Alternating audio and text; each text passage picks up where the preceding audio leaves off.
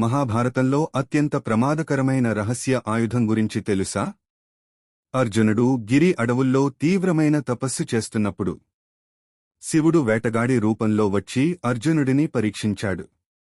ఒకే ఒక్క వేటపులిని ఇద్దరూ ఒకేసారి కొట్టడంతో గొడవ మొదలైంది.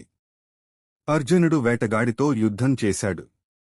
కాని ఎవరూ వెనక్కి తగ్గలేదు. చివరకు అర్జునుడి ధైర్యం, శౌర్యం, భక్తి చూసి వేటగాడు తన అసలు రూపం చూపాడు. నేనే శివుడిని. అప్పుడు శివుడు అర్జునుడికి ఇచ్చినది భౌతిక ప్రపంచాన్ని నాశనం చేసే శక్తి ఉన్న పాశుపతాస్త్రం. ఇది ఎవరికీ ఇవ్వలేనంత ప్రమాదకరం. ఎందుకంటే ఈ ఆయుధం తప్పుగా ఉపయోగిస్తే జగత్తే నాశనం. కాని ధర్మాన్ని కాపాడగలిగేది, శత్రువును నిర్వీర్యం చేయగలిగేది అర్జునుడే అనే నమ్మకంతో శివుడు ఈ శక్తిని ఒక్క అర్జునుడికే అప్పగించాడు. మహాభారతంలో ఇంకా ఇటువంటి దాగిన రహస్యాలు తెలుసుకోవాలంటే సబ్స్క్రైబ్ చేయండి.